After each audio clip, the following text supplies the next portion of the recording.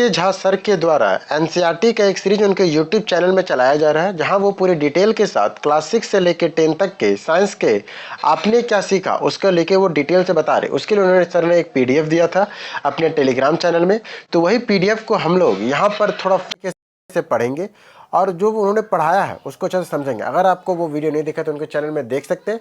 और यहाँ पर हम लोग क्या करेंगे कि बहुत तेज़ी से जो वो पढ़ाए थे उसको एक तरह रिवीजन टाइप में यहाँ पर हम करेंगे। तो चलिए शुरू करते हैं। क्लास 6 का चैप्टर 1 भोजन के घटक। हमारे भोजन के मुख्य पोषक तत्वों के नाम कार्बोहाइड्रेट, प्रोटीन, वसा, विटामिन तथा खनिज लवण है। इसके अतिरिक्त भोजन में आरोही रेशे तथा जल भी होते हैं। कार्बोहाइड्रेट तथा वसा हमारे शरीर को मुख्य रूप से ऊर्जा प्रदान करते हैं। प्रोटीन तथा खनिज लवणों की आवश्यकता हमारे शरीर में वृद्धि तथा अनुरक्षण के लिए होता है। हम विटामिन हमारे शरीर को रोगों से रक्षा करने में सहायता करते हैं।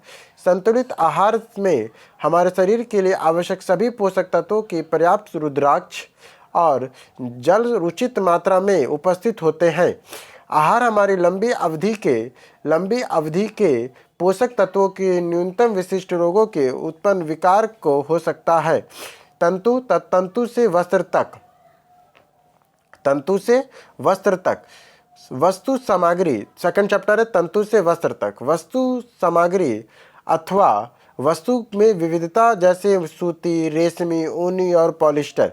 वस्त्र तागों से बनते हैं जिन्हें तंतुओं से बनाया जाता है। वस्त्र जो है तागों से बनते हैं और जिन्हें तंतुओं से बनाते हैं। तागे जो है वो तंतुओं से बनते हैं।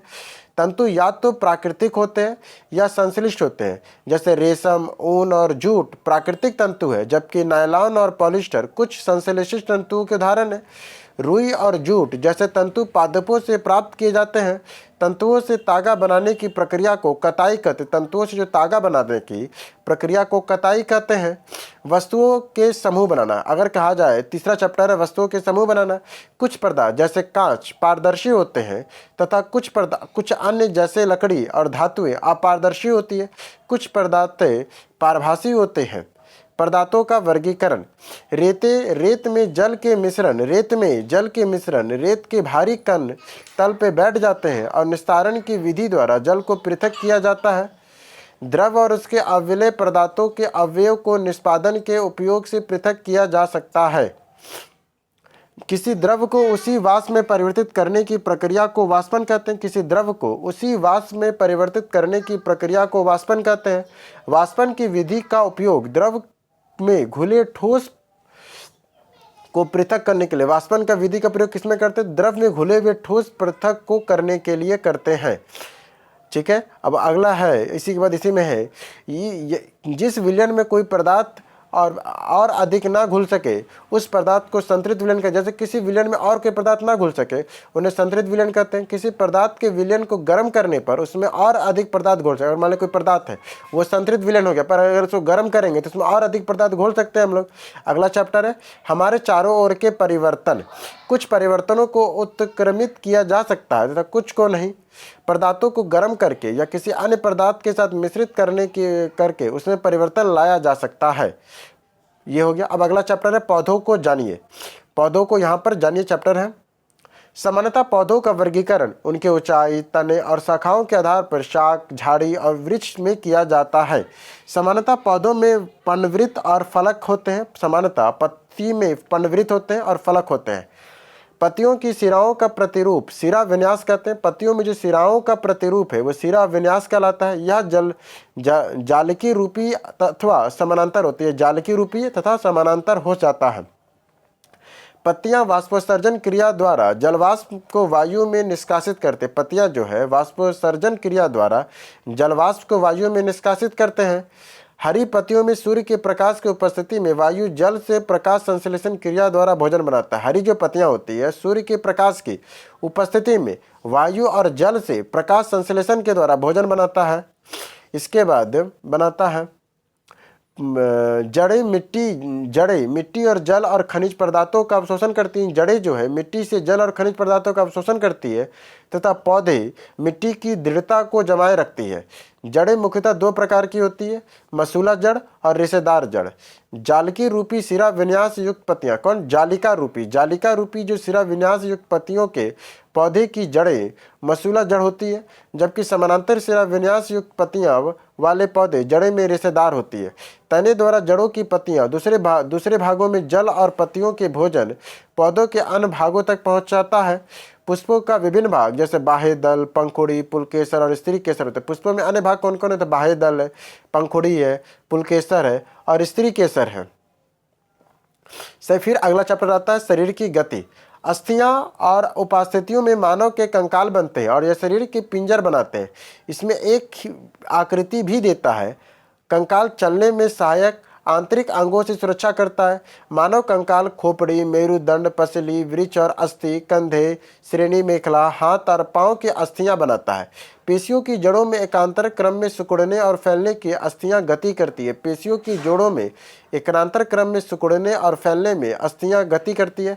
अस्थियों की संधियां अनेक प्रकार की होती है और इन संधियों की प्रकृति और गति इनकी दिशा पर निर्भर करता है। अस्थियों की जो संधियां हैं वो अनेक प्रकार की होती है और यह संधि की प्रकृति और गति की दिशा पर निर्भर करता है। पंछियों में जो दृढ़ पेशियां और हल्की अस्थियों से मिलकर उन्हें उड़ने में सहायता करती है और ये पंखों को फड़फड़ा कर उड़ती है। पक्षियों में जो दृढ़ पेशियां हैं उन्हें हल्की अस्थियों से मिलकर उन्हें उड़ने में सहायता करती है और उन्हें पंखों को फड़फड़ा कर उड़ते हैं। मछलियां शरीर के दोनों ओर एकांतर क्रम में वलय बनाकर जल में तैरती। मछली जो है शरीर के दोनों ओर एकांतर क्रम में वलय बनाकर जल में तैरती है। सर्प अपने शरीर के दोनों ओर समानांतर क्रम में वलय बनाते हुए भूमि पर वलयाकार गति करता हुआ आगे की ओर फिसलता है और बहुत सारी अस्थियां जिसमें जोड़ी पेशियां शरीर को आगे की ओर धक्का देती है। तिलचट्टे का शरीर और पैर कठोर आवरण के ढके होते हैं जो बाह्य कंकाल बनाता है। वह वृक्ष की पेशियां 3 जोड़ी पैरों और 2 जोड़ी पंखों से जुड़ी होती है। जो वृक्ष की पेशियां हैं वो 3 जोड़ी पैरों तथा 2 जोड़ी पंखों से जुड़ी होती है जो तिलचट्टे के चलने और उड़ने में सहायता करती है। केंचुए की गति शरीर की पेशियों में बारी बारी में विस्तरण और संकुचन से होती है। शरीर के आद्य या सतह का शुष्क केंचुए को भूमि की पकड़ बनाने में सहायक होते हैं। घोंग के पेशीय पादप की सहायता से चलता है। घोंगा जो है वो पेशीय पाद की सहायता से चलता है। फिर आता है सजातीय विशेषता और आवास। किसी स्थिति का परिवेश जिसमें पौधे, जंतु और अन्य जीव रहते हैं उन्हें आवास कहते हैं। पौधे और जीवों की विशिष्ट लक्षण और स्वभाव जो उन्हें एक आवास विशेष में रहने के अनुकूल बनाते हैं उन्हें अनुकूलन कहलाता है। आवास अनेक प्रकार के होते हैं परंतु सामान्यतः उन्हें स्थलीय जमीन पर और जलीय आवास जल में वर्गीकृत किया जाता है। पौधे, जंतु, सूक्ष्म जीव और संयुक्त जैविक घटक बनाते हैं। चट्टान, मिट्टी और वायु, जल, प्रकाश में ताप हमारे परिवेश के कुछ अजैव घटक हैं। चट्टान, मिट्टी, वायु, जल, प्रकाश और ताप हमारे परिवेश के कुछ अजैव घटक हैं। सजीव वस्तुओं के कुछ सामान्य लक्षण होते हैं जैसे भोजन की आवश्यकता होती है, वे श्वसन, उत्सर्जन, पर्यावरण के प्रति अनुक्रिया, प्रजनन, विधि और गति करते हैं। अब आ जाता है अगला चैप्टर आता है गति और दूरियों का मापन।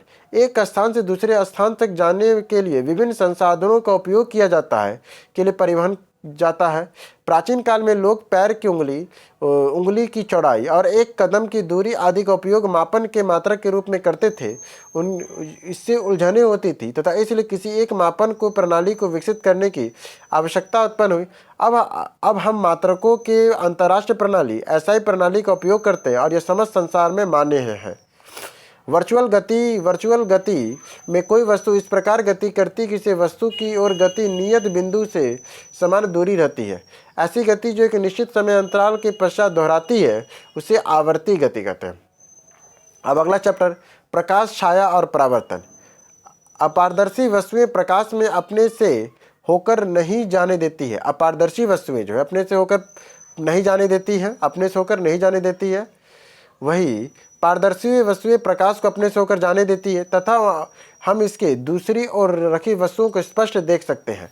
अब वही पारभासी वस्तुएं प्रकाश के कुछ भागों को तो अपने से होकर जाने देती है जबकि कुछ को नहीं जाने देती। जब प्रकाश पथ पर कोई अपारदर्शी वस्तु आ जाती है तो छाया बनती है। जब कोई प्रकाश पथ पर कोई अपारदर्शी वस्तु आ जाती है तो छाया बनती है। साधारणीय सामग्री की सूची में छिद्र कैमरा बनाया जा सकता है। सामान्य सामग्री की सूची छिद्र कैमरा बनाया जा सकता है तथा इसका उपयोग सूर्य और अति दीप्त वस्तुओं और प्रतिबिंब को देखने में किया जा सकता है। प्रकाश सरल रेखा में गमन करता है। जो प्रकाश है वो सरल रेखा में गमन करता है। दर्पण परावर्तन से हमें स्पष्ट प्रतिबिंब प्राप्त होता है। दर्पण परावर्तन से हमें स्पष्ट प्रतिबिंब प्राप्त होता है।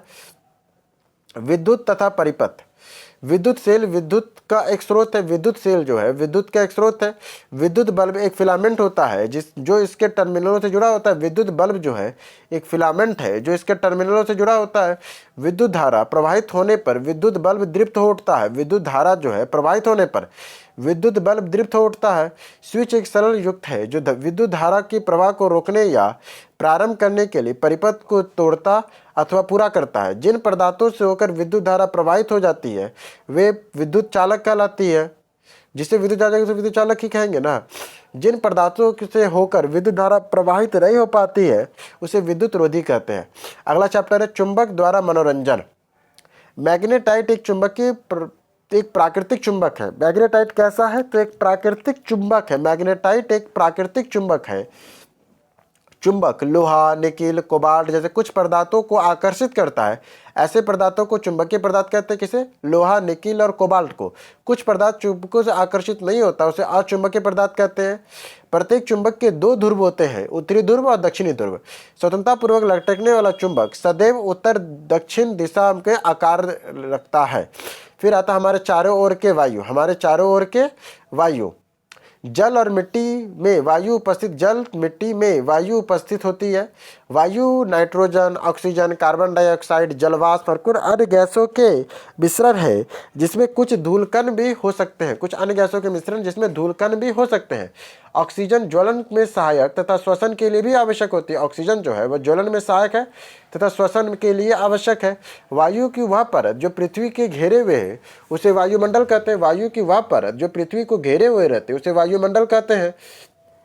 पृथ्वी पर जीवन के लिए वायुमंडल आवश्यक है। पृथ्वी पर जीवन के लिए वायुमंडल आवश्यक होता है।